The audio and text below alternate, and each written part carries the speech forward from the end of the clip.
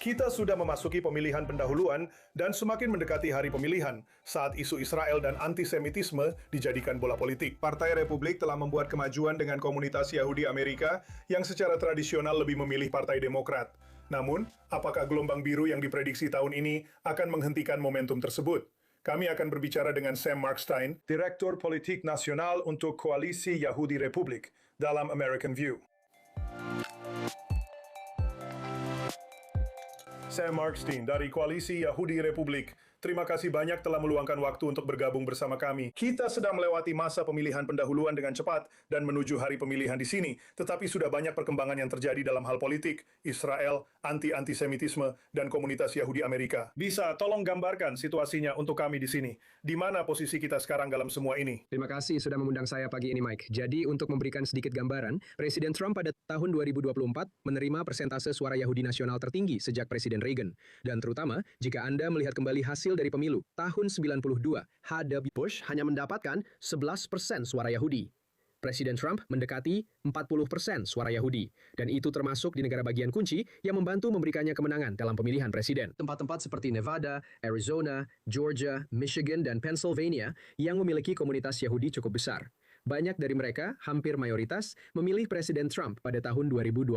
Kita telah melihat percepatan pergerakan menjauh dari Partai Demokrat di komunitas Yahudi di Amerika, terutama di negara-negara bagian kunci tersebut, dari satu pemilu ke pemilu berikutnya. Dan kami memang memperkirakan hal itu akan terus terjadi pada tahun 2026, 2028, dan seterusnya. Kita melihat beberapa nama seperti Abdul El Sayed dari Michigan, tokoh-tokoh bermasalah lainnya di era Mamdani. Sebut saja begitu sekarang.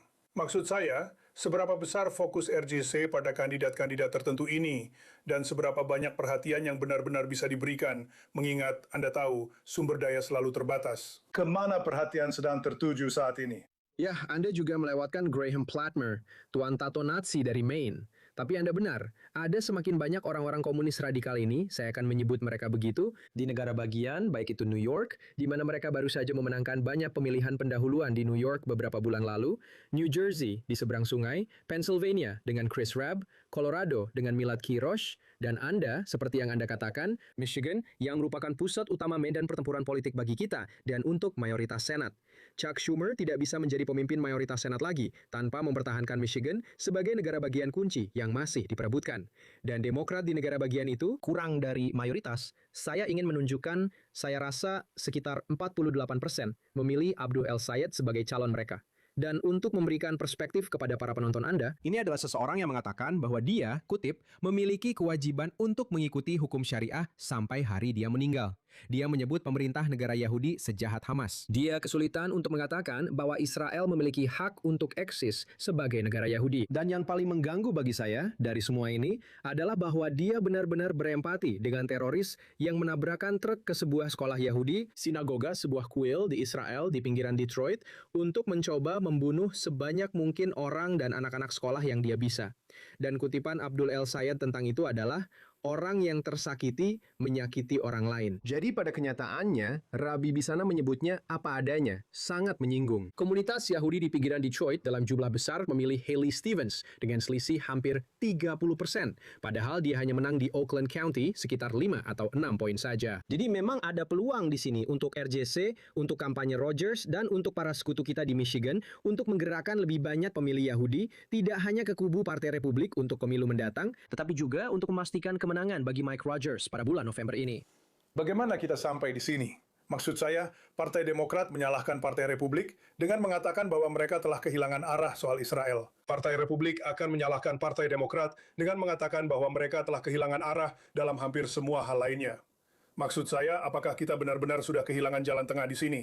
Apakah itu memang sudah tidak ada? Saya tidak berpikir begitu. Saya rasa Anda telah melihat Partai Republik berulang kali di Kongres dan dari Gedung Putih dengan Presiden Trump, yang sekali lagi adalah presiden paling pro-Israel dalam sejarah Amerika Serikat. Partai Republik terus berdiri bahu-membahu mendukung negara Yahudi. Anda melihat ini beberapa minggu yang lalu, ketika sekarang si pecundang Thomas Massie mengajukan RUU untuk menghentikan bantuan ke Israel. Dan ada lebih dari 100 anggota DPR dari Partai Demokrat yang memilih mendukungnya. Tidak satu pun anggota Partai Republik yang memilih bersama Thomas Massie dalam RUU itu. Dan itulah tema yang konsisten di sini, yaitu Partai Demokrat terus menyerah dan memuaskan basis sayap kiri anti-Israel di partai mereka, yang ternyata bukan merupakan kebijakan atau politik yang baik. Jadi menurut saya, itu adalah kesalahan besar bagi mereka. Saya pikir ini akan merugikan mereka di mata pemilih Amerika rata-rata yang moderat di negara-negara bagian kunci, karena mereka benar-benar percaya bahwa dukungan untuk Israel adalah demi kepentingan keamanan nasional Amerika.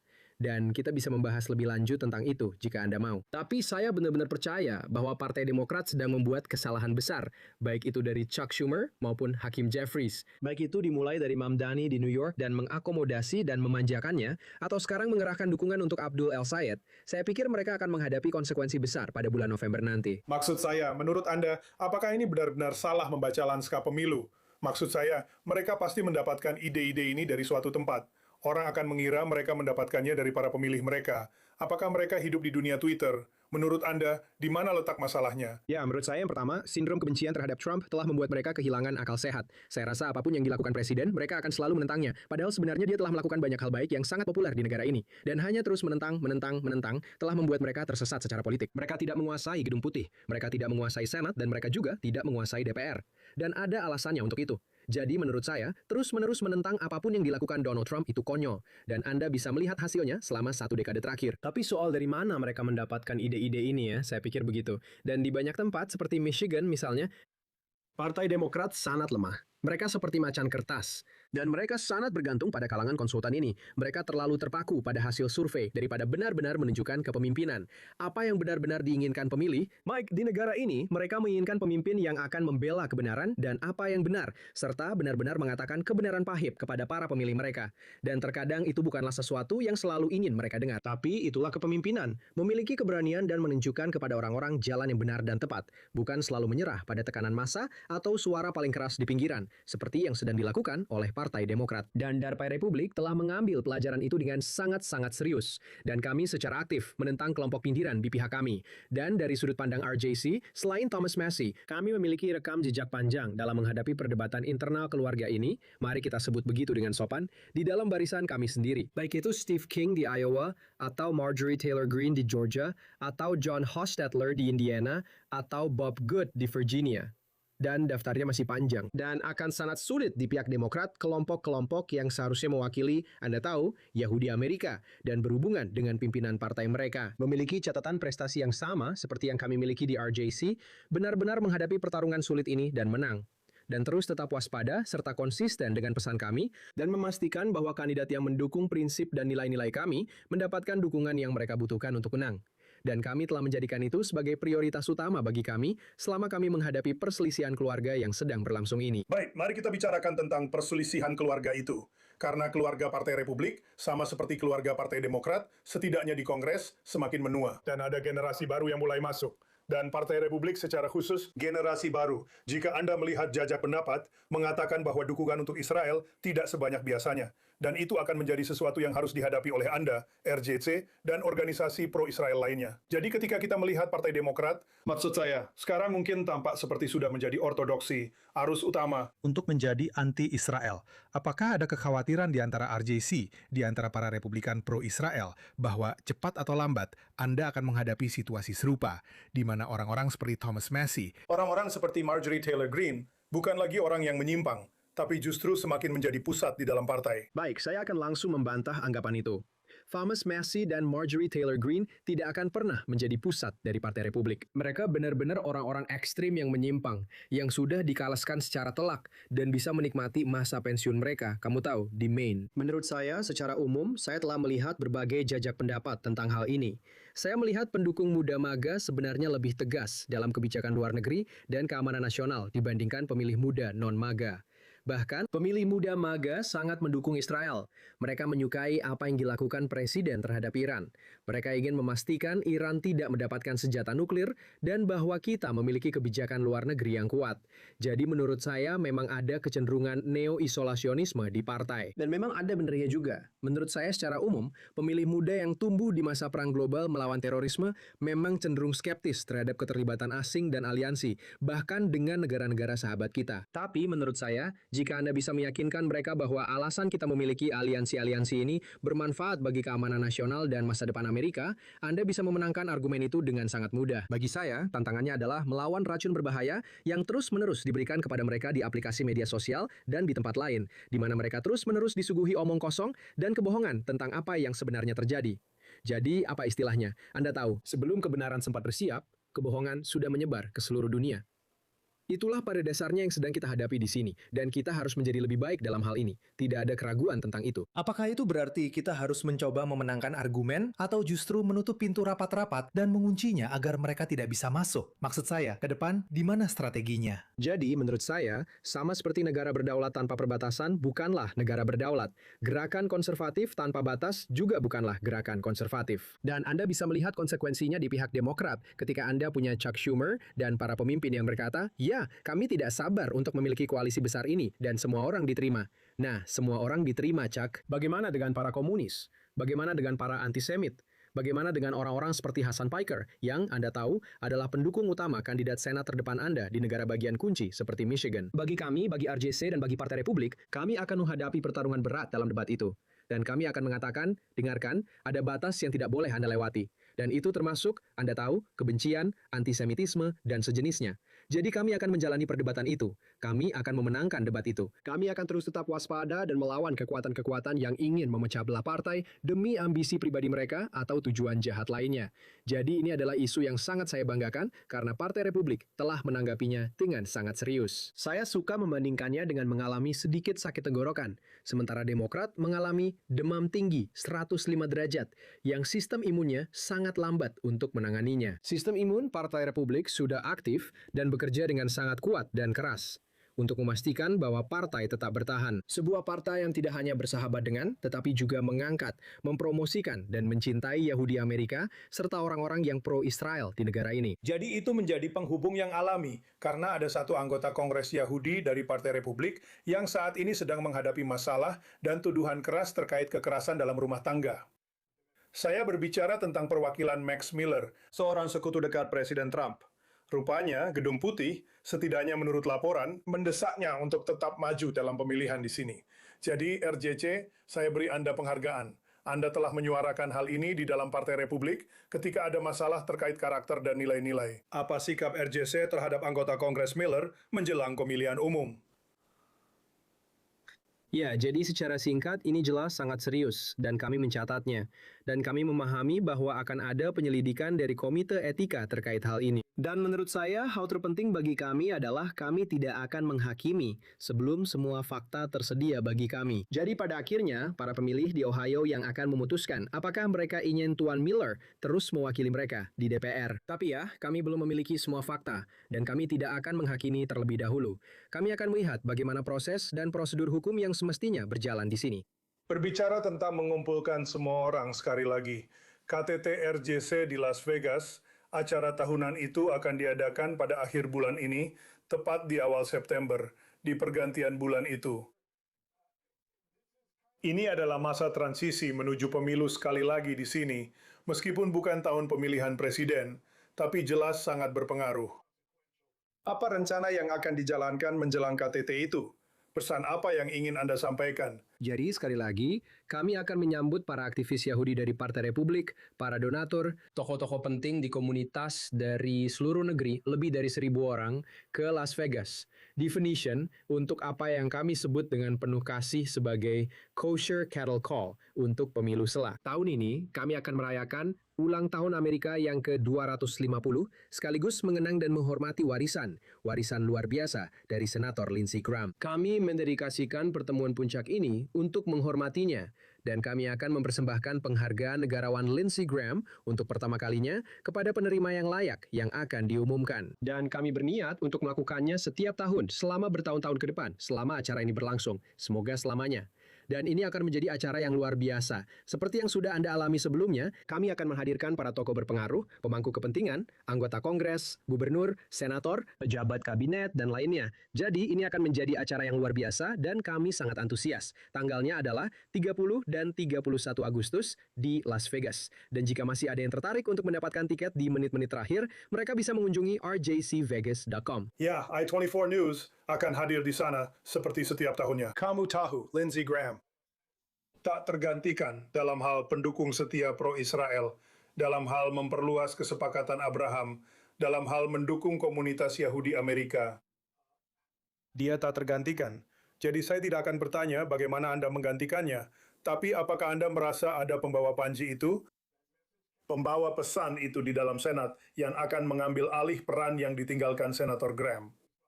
Ya, seperti yang Anda katakan, dia memang benar-benar tak tergantikan. Jadi saya rasa tidak ada yang bisa menggantikan posisi Lindsey Graham, tapi saya yakin saudarinya akan berusaha keras untuk melakukannya.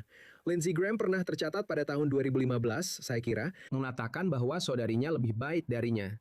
Dan jika ada seseorang yang bisa, Anda tahu, mewakili Amerika lebih baik darinya, itu adalah Darlene Graham di Carolina Selatan, yang sekarang menjadi senator yang ditunjuk. Dia baru saja meraih juara pertama tadi malam dalam pemilihan pendahuluan khusus Partai Republik di Carolina Selatan. Akan ada putaran kedua lagi dalam 2 minggu di akhir Agustus. Jadi kami telah memberikan dukungan resmi kepada Darlene Graham. Kami mendorong semua orang untuk mendukung Darlene Graham. Jelas dia adalah orang yang berbeda dengan Lindsey Graham. Tapi Lindsey Graham lebih mempercayai Darlene Graham daripada siapapun di dunia ini. Jadi kami sangat yakin dia akan mampu menggantikan posisinya dengan baik. Namun, seperti yang Anda tahu, ada banyak anggota Senat lainnya yang kami di RJC, komunitas Yahudi Amerika, dan orang-orang yang percaya pada nilai serta prinsip kami selalu andalkan. Banyak dari mereka akan datang ke Vegas, dan kami menantikan untuk mendengar pendapat mereka. Senator Graham yang baru, Darlene Graham maksud saya, dia berbicara selama masa kampanye singkat yang dia jalani, terutama tentang isu-isu domestik. Saya rasa dia belum menyampaikan pendapat tentang kebijakan luar negeri, setidaknya tidak ada yang saya ketahui. Apakah sudah ada percakapan awal dengan dia tentang filosofinya? Apakah memang sudah ada waktu untuk percakapan itu? Pemahaman kami adalah bahwa dia akan menjadi pendukung setia isu-isu kami, sama seperti kakaknya, almarhum Senator Lindsey Graham yang hebat itu. Dan kami tidak punya alasan untuk meragukan hal itu. Dia luar biasa. Saya sebenarnya tidak tahu bagaimana dia punya kekuatan untuk terus bertahan seperti yang dia lakukan. Ketangguhannya, keberaniannya, dan tekadnya untuk menggantikan kakaknya sekarang setelah dia tiada sungguh luar biasa. Presiden jelas memiliki kepercayaan penuh padanya. Presiden Trump adalah salah satu alasan utama mengapa dia ikut dalam pemilihan ini. Dia mendorongnya untuk mencalonkan diri untuk masa jabatan penuh, bahkan ketika dia sendiri belum yakin apakah dia ingin melakukannya. Seperti yang Anda tahu, kehilangan yang baru saja dia alami untuk dirinya sendiri dan keluarganya. Jadi, dia benar-benar orang yang luar biasa. Dan kami memiliki kepercayaan penuh pada kemampuannya untuk menggantikan Senator Lindsey Graham dan melanjutkan pekerjaan yang telah dia lakukan dengan sangat tekun, dengan sangat keras. Dan dia dulu sering mengatakan di acara RJC, Anda tahu, bekerjalah sekeras mungkin, karena masa depan negaramu bergantung padanya. Dan dia memang benar-benar serius dengan itu. Dan saya tahu bahwa Senator Darlene Graham juga merasakan hal yang sama. Saya sering bertanya-tanya tentang hal ini, dan saya rasa sekarang saatnya untuk menanyakannya. Anda tahu, ada organisasi Yahudi moderat dari pihak Demokrat. Ada isu-isu umum yang tentu saja perlu dikerjakan bersama di kalangan Yahudi Amerika. Dan seperti halnya Demokrat dan Partai Republik di Kongres dan di lembaga-lembaga lain bekerja sama dalam isu-isu bersama, apakah RJC bekerja sama, bahkan di balik layar, jika Anda bisa mengakuinya, dengan organisasi Yahudi sentris atau sayap kiri manapun untuk menangani masalah bersama? Atau, sekali lagi, apakah jaraknya sudah terlalu jauh? Apakah perbedaan itu sudah terlalu besar, sehingga Anda tidak bisa lagi menjangkau pihak lain? Tidak, untuk menjawab pertanyaan Anda, iya, ada tingkat intrik politik yang belum pernah terjadi sebelumnya antara kedua belah pihak. Namun, kami memang memiliki kesamaan dan kami memiliki kesamaan mungkin lebih sering daripada yang orang tahu atau mau akui. Dan saya akan memberikan satu contoh. Jadi cukup cepat setelah pembantaian 7 Oktober di Israel. Pada akhir tahun 2023, kami bekerja langsung dengan kelompok-kelompok seperti yang Anda bicarakan untuk membantu memperlihatkan rekaman yang benar-benar mengerikan yang belum dirilis ke publik demi menghormati keluarga dan para korban. Tetapi benar-benar rekaman yang sangat mengerikan dari serangan hari itu. Banyak diantaranya direkam menggunakan GoPro Hamas dan siaran langsung Facebook. Dan sungguh menjijikan melihat binatang-binatang ini mengeksekusi anak-anak di depan orang tua mereka dengan gembira. Dan orang tua di depan anak-anak mereka. Dan Anda tahu, membakar kakek nenek hidup-hidup, dan pembantaian yang terjadi di seluruh kibbutzim.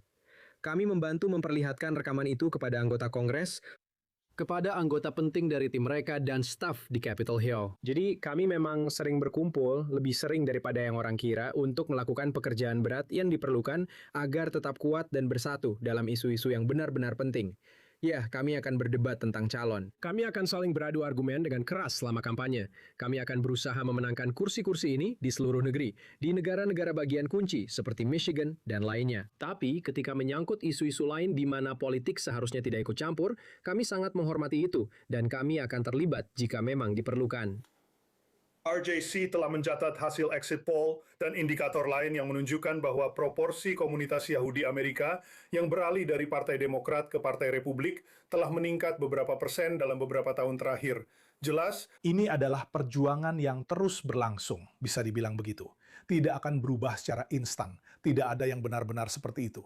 Tapi RJC telah mencatat kemajuannya dalam hal ini. semua jajak pendapat, semua survei menunjukkan sampai tingkat tertentu bahwa tahun ini akan menjadi tahun Demokrat. Sampai sejauh mana? Kami tidak yakin. Tidak ada yang benar-benar tahu, tapi jajak pendapat jelas menunjukkan hal itu. Apakah Anda khawatir momentum itu akan hilang tahun ini? Tidak takut sama sekali. Saya pikir di negara bagian yang sangat penting ini, di pemilihan kunci yang sangat penting ini, dan coba kita lihat Michigan, karena itu tampaknya menjadi pertarungan terbesar. Medan pertempuran politik bagi kita, tentu saja. Haley Stevens dan Abdul El Sayed terlibat dalam pemilihan pendahuluan yang sangat sengit. El Sayed mendapatkan sekitar 1% suara dari Partai Demokrat, yang berarti lebih dari setengah partainya sendiri tidak menginginkannya. Lalu, jika Anda melihat angka-angka sebenarnya, angka tidak berbohong soal ini, karena saya tahu beberapa tamu Anda yang lain akan berkata, lihat exit poll kami akal-akali ini, dan hasilnya terlihat sangat bagus untuk Demokrat. Setiap konsultan atau lembaga survei Demokrat yang membicarakan komunitas Yahudi dan benar-benar mau tampil di depan kamera, lalu mengatakan bahwa mereka tidak melihat adanya pergerakan ke arah Partai Republik, itu omong kosong. Mereka tidak berkata jujur. Mereka belum melihat data di tingkat TPS. Angka perolehan suara sebenarnya, total suara mentah di komunitas-komunitas Yahudi utama inilah yang benar-benar penting, bukan apa yang dikatakan seseorang di telepon atau hasil exit poll. Jadi, mari kita lihat angka-angka itu secara spesifik. Di Oakland County, yang merupakan salah satu county terbesar di Michigan, pinggiran kota Detroit, tepat di utara kota, ada beberapa munisipalitas penting di kawasan ini, termasuk tempat-tempat seperti West Bloomfield, Southfield, dan Oak Park. Tempat-tempat seperti itu bergeser 5 hingga 10 poin mendukung Presiden Trump dari 2020 ke 2024. Dan kami memantau itu, mengetuk pintu di sana, menurunkan relawan, upaya berbayar untuk menggerakkan pemilih agar memilih Presiden Trump di 2024. Yang saya lihat pada pemilihan pendahuluan Partai Demokrat adalah Haley Stevens memenangkan daerah-daerah itu. 2-1. 60 banding 30, 65 banding 35, tergantung di mana Anda berada. Dan itu adalah selisih besar antara apa yang sebenarnya dia menangkan di wilayah utama Oakland County secara keseluruhan, sekitar 5 atau 6 poin. Jadi dia mengungguli perolehan keseluruhannya di Oakland County dalam komunitas Yahudi sekitar 25 poin. Jadi menurut saya ada peluang besar bagi RJC dan kampanye Mike Rogers untuk menggerakkan lebih banyak pemilih Yahudi ke kubu Partai Republik pada bulan November nanti. Jadi ya, ini akan menjadi momen bersejarah. Selalu menjadi tahun yang menantang untuk pemilu paruh waktu bagi partai yang sedang berkuasa. Tapi saya pikir di antara komunitas Yahudi, banyak orang Yahudi Amerika, mereka mungkin tidak akan mengatakannya secara terbuka. Mereka mungkin juga tidak mengatakannya dalam survei. Ada banyak dari mereka yang mungkin akan memilih untuk tidak datang ke TPS karena mereka tidak suka dengan apa yang dilakukan Partai Demokrat. Atau akan ada mayoritas diam di antara mereka yang akan terpaksa memilih meskipun tidak suka tetapi mendukung Partai Republik tahun ini, termasuk di tempat-tempat penting seperti Michigan. Dan Anda mulai melihat tanda-tanda itu secara terbuka. Maksud saya, sudah banyak laporan tentang para donor Yahudi besar yang menahan dana, bukan hanya dari kampanye El Sayed, tetapi juga dari DNC dan dari komite-komite. Dan DNC, Komite Nasional Demokrat, harus menjaminkan markas mereka sendiri di Washington sebagai jaminan untuk mengambil pinjaman karena mereka sangat terlilit utang dan memiliki begitu banyak utang kampanye. Jadi saya melihat di luar urusan politik ini, mereka akan kekurangan sumber daya karena mereka membuat marah kalangan Demokrat. Banyak dari para kontributor utama dan pendukung utama mereka, dan kebetulan beberapa di antaranya berasal dari komunitas Yahudi. Jadi saya memang berpikir ini ada dua sisi. Mereka membuat marah para pemilih di distrik-distrik ini, dan membuat mereka sangat ketakutan. Pemilih Yahudi merasa takut di banyak tempat ini, khususnya Yahudi Demokrat, karena mereka merasa bahkan tidak bisa menghadiri acara politik. Ada Jaksa Agung Michigan, Nessel, yang juga Yahudi, mengatakan dia tidak merasa aman untuk pergi ke konvensi pencalonan Demokrat di Michigan. Maksud saya, ini bukan Jerman tahun 1930-an. Ini Michigan, tahun 2026. Dan ada pejabat terpilih Yahudi di seluruh negara bagian yang takut untuk pergi ke konvensi partai mereka sendiri. Maksud saya, kalau Anda pikirkan, itu benar-benar mengejutkan. Dan itulah yang terjadi secara politik di lapangan, tapi juga secara finansial untuk kampanye politik ini. Dana mereka mulai mengering. Dan saya pikir itu juga akan berdampak besar. Sam Markstein, Direktur Politik Nasional untuk Republican Jewish Coalition. Kita akan bertemu di Vegas dalam beberapa minggu. Terima kasih banyak sudah meluangkan waktu untuk bergabung bersama kami. Terima kasih Mike, sampai jumpa di Vegas. Selalu senang berbicara denganmu. Dan kami akan berbicara lagi dengan Anda minggu depan di American View.